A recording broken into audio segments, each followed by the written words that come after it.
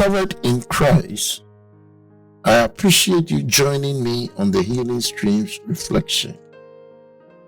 The title for today's post is A Church Full of Failures. Beloved, recent scandals in the church, and especially a well-known preacher in America whose recent scandals rocked the foundations of Christianity, was very shocking. I shook my head as my wife and I cleared the dishes. It will be enough to make me lose my faith, I mused. After all, wouldn't the Bible talk of new creation and transformed hearts lead us to expect better? Of course, there is much in the failure-riddled record of the church that can appropriately be explained away. Tares among wheat, false brothers, fakers. The church shouldn't be judged by the fact that many on its rolls simply aren't committed to Christ. But what about those who are committed, not perfectly, of course, but as genuinely as we seek to be? What about the one's earnest brother or the gracious sister who now leaves us shaking our heads over the dinner dishes? What about the less shocking but still troubling pities, quarrels, and selfishness we all too often find slithering among the pews? For that matter, what about ourselves? It will be enough to make me lose my faith.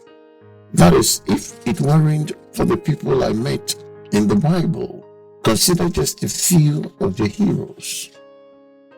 There is Noah, the only righteous man on earth in his day, who ended up passing out naked and drunk from a vat of wine he made soon after the flood.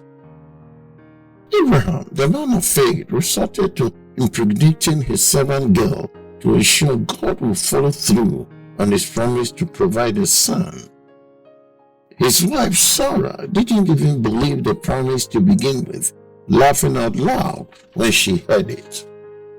Miriam, who led the people in worship and apparently spoke for God at times during the Israelites' exodus, launched a slander campaign against her brother Moses.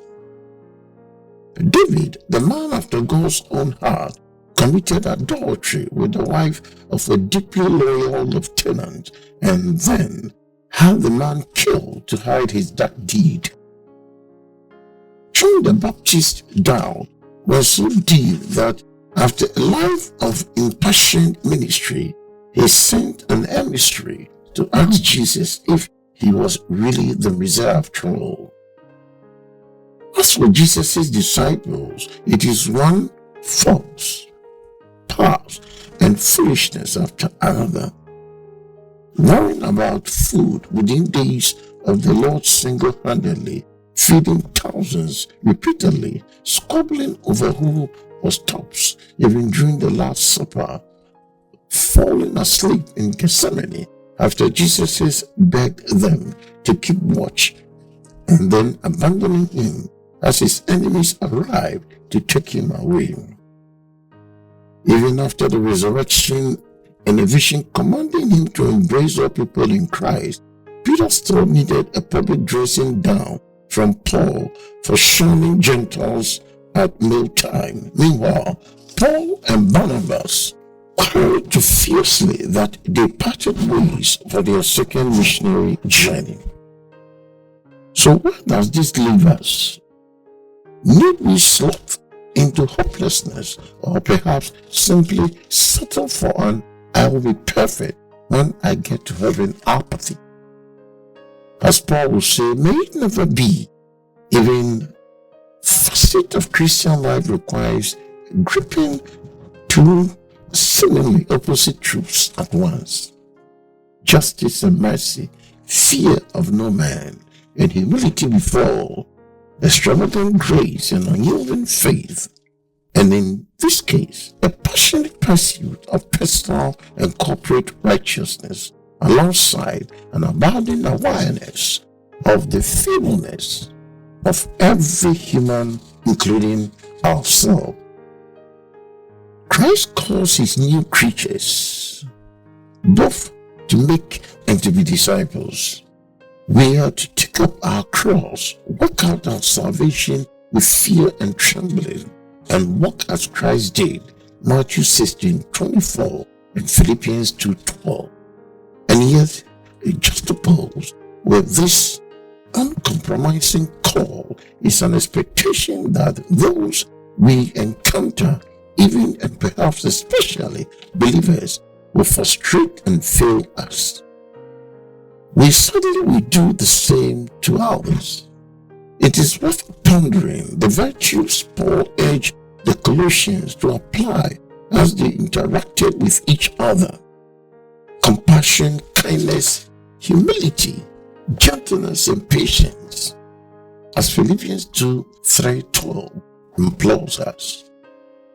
These virtues are particularly operative around certain types of people, namely those who annoy, burden, frustrate, and fail us.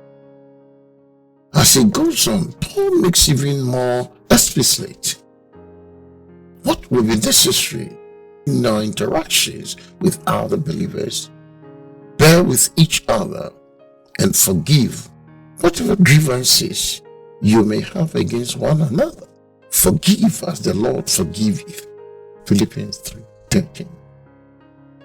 Patient, compassion, bearing with, forgiving. This certainly isn't happy-go-lucky.